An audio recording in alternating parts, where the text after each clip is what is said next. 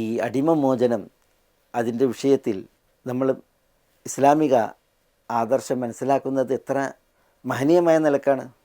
ഇവിടെ യഥാർത്ഥ പുണ്യം സ്വത്തിനോടിഷ്ടമുണ്ടായിട്ടും ആ തൽമാല അലാ ഹുബ്ബിഹി, ആ സ്വത്ത് വിനിയോഗിക്കുക. ഏത് വിഷയത്തിൽ? ഫിർറിഖാബ്, അടിമകളുടെ വിഷയത്തിൽ. ഇതാണ് അള്ളാഹു സുബ്ഹാനഹു വ തആല പറയുന്നത്. അതുകൊണ്ട് തന്നെ അടിമമോചനത്തിൻ്റെ വിഷയം ഇസ്ലാമിൽ ഏറെ ശ്രദ്ധേയവും പ്രാധാന്യമുള്ളൊരു വിഷയമാണ്. അടിമകളോടുള്ള പെരുമാറ്റം, അടിമകളോടുള്ള വർത്തനം, പിന്നെ അവരുടെ മോചന വിഷയം. അടിമകളുടെ വിഷയത്തിൽ സ്വത്ത് ചെലവഴിക്കാൻ പറയുമ്പോൾ സുപ്രധാനം അതിൽ അടിമകളുടെ മോചനമാണ്. ഈ വിഷയത്തിൽ അടിമകളുടെ മോചനത്തിൻ്റെ വിഷയത്തിൽ ഒരു ക്രോഡീകരണം നടത്തിയപ്പോൾ 12 വഴികൾ അടിമകളെ മോചിപ്പിക്കുന്ന വിഷയത്തിൽ ഇസ്ലാമിലുണ്ട്. അതിൽ മിക്കതും ഈ പറയപ്പെട്ട സ്വത്ത് വിനിയോഗിച്ചുകൊണ്ട് ചെലവഴിച്ചുകൊണ്ടുള്ള മോചനമാണ്. നമുക്കത് ഇവിടെ ഒന്ന് പെട്ടെന്ന് ഈ ഒരു സ്ക്രീനിൽ കണ്ടുപോകാം ഇൻഷാ അല്ലാഹ്. ഞാനിവിടെ ഈ ക്രോഡീകരിച്ചത് 12 വിഷയങ്ങൾ.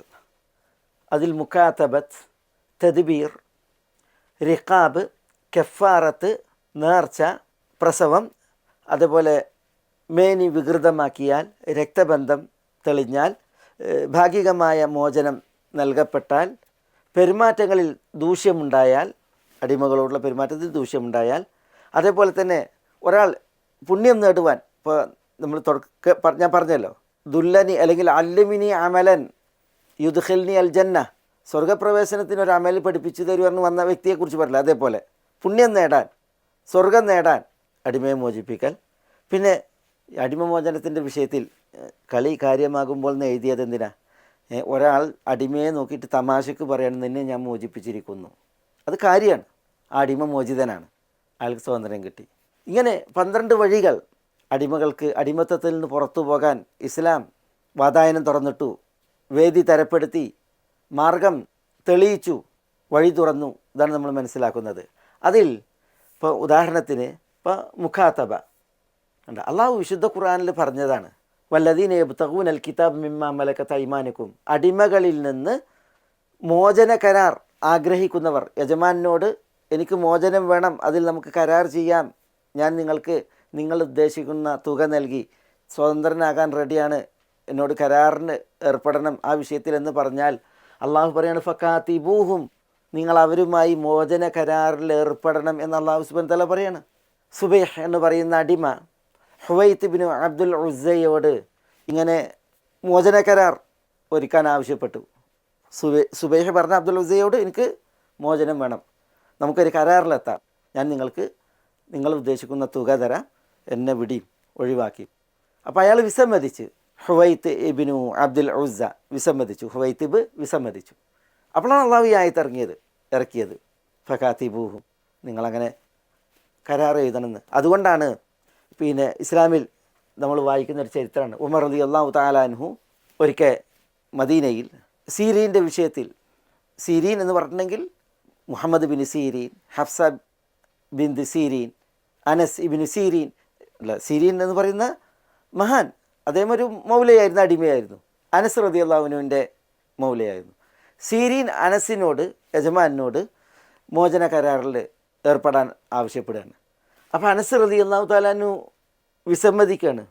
പക്ഷേ അനസ് കൂട്ടാക്കണില്ല സീരീനെ വിടാൻ. അപ്പോൾ സീരീൻ അമീറുൽ മുഅ്മിനീൻ ഉമറിനോട് സങ്കടപ്പെട്ടു.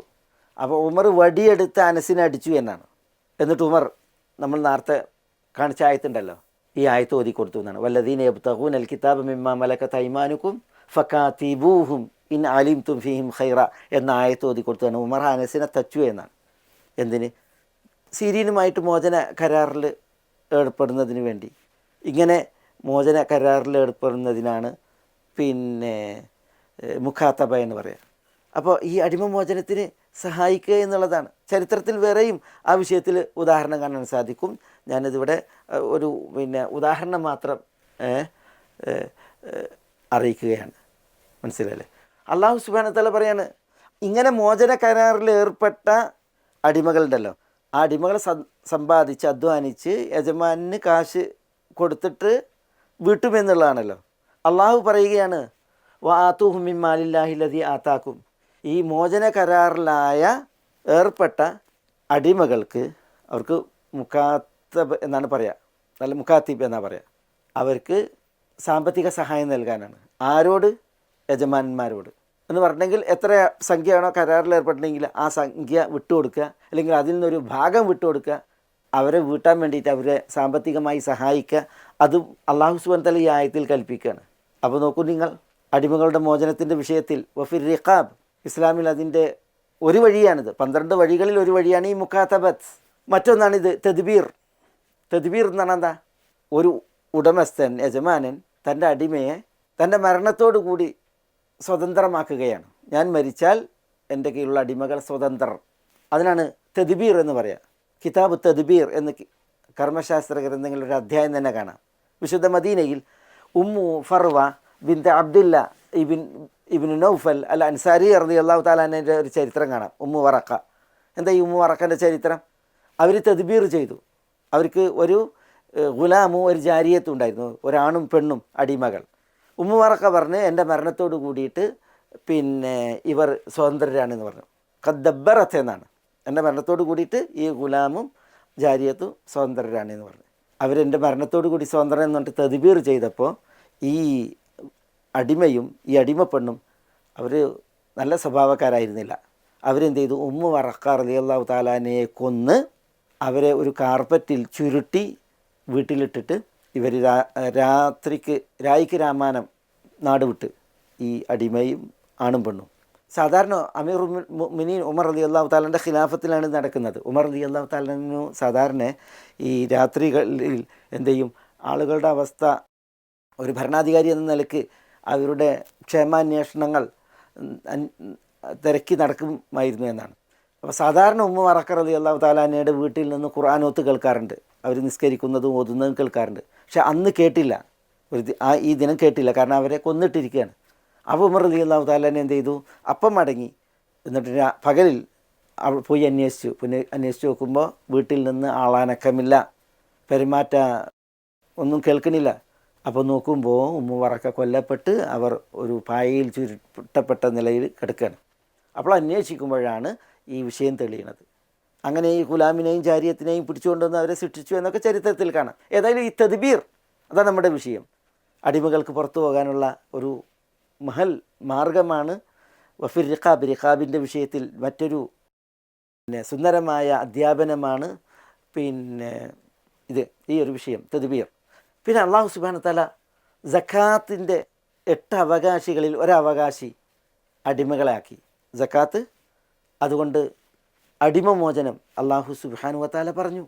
ഇന്നമ സദഖാത്തു ലിൽ ഫുഖറാഇ വൽ മസാക്കീൻ എന്ന് തുടങ്ങുന്ന ആയത്തിൽ സക്കാത്ത് സ്വീകരിക്കാൻ, അല്ലെങ്കിൽ സക്കാത്തിൻ്റെ സ്വത്ത് വിനിയോഗിക്കുവാൻ 8 വകുപ്പുകളിൽ ഒരു വകുപ്പ് വഫിർ റിഖാബ്. നമ്മുടെ ഇവിടെ ഈ ആയത്തിൽ വന്നതുപോലെ തന്നെ അടിമകളുടെ വിഷയത്തിൽ, അടിമകളുടെ മോചനത്തിൻ്റെ വിഷയത്തിൽ സക്കാത്തിൻ്റെ വിഹിതം നൽകാം എന്നുള്ളതാണ്. അതുകൊണ്ട് ഇസ്ലാമിക ചരിത്രത്തിൽ ഉമർ ബിൻ അബ്ദുൽ അസീസ് റഹ്മത്തുള്ളാഹി അലൈഹി ഭരണം നടത്തിയ കാലത്ത് അദ്ദേഹം യഹ്യ ഇബ്നു സഈദിനെ സക്കാത്ത് പിരിക്കാൻ ഏൽപ്പിച്ചു. സക്കാത്ത് പിരിക്കുമ്പോൾ ഖുദ് മിൻ അംവാലിഹിം സദഖത്തൻ, സമ്പന്നരിൽ നിന്ന് സ്വീകരിച്ചിട്ട്, അല്ലെങ്കിൽ തുഖദ് മിൻ അഗ്നിയാഹിം വതുറദ്ദു അലാ ഫുഖറാഇഹിം എന്നാണല്ലോ. സക്കാത്ത് അവിടുന്ന് പിരിക്കുക ധനികരിൽ നിന്ന്, എന്നിട്ട് അവിടുത്തെ സാധുക്കൾക്ക്, ദരിദ്രർക്ക് സക്കാത്ത് വീതിക്കുക എന്നുള്ളതാണ്. അപ്പോൾ യഹ്യ ഇബ്നു സഈദ് പറയാണ്, സക്കാത്ത് പിരിച്ചെടുത്തു, പക്ഷേ ഇത് കൊടുക്കാൻ അവിടെ സാധുക്കളില്ല, നിർധനരില്ല, സക്കാത്തിൻ്റെ അവകാശികളില്ല, അടിമകളല്ലാതെ. അതുകൊണ്ട് അദ്ദേഹം പറയാണ്, ഞാൻ അടിമകളെ വാങ്ങിച്ചിട്ട് ഈ സക്കാത്തിൻ്റെ കാശുകൊണ്ട് അടിമകളെ വാങ്ങി ഞാൻ അവരെ മോചിപ്പിച്ച് വിട്ടു എന്നാണ് അദ്ദേഹം പറയുന്നത്. അത് ദീൻ, സക്കാത്ത് അതിൻ്റെ വിനിയോഗിക്കാനുള്ള ഒരു വകുപ്പ് അടിമകളുടെ വിഷയമാക്കിയത് കാരണത്താൽ സാധ്യമായതാണ്.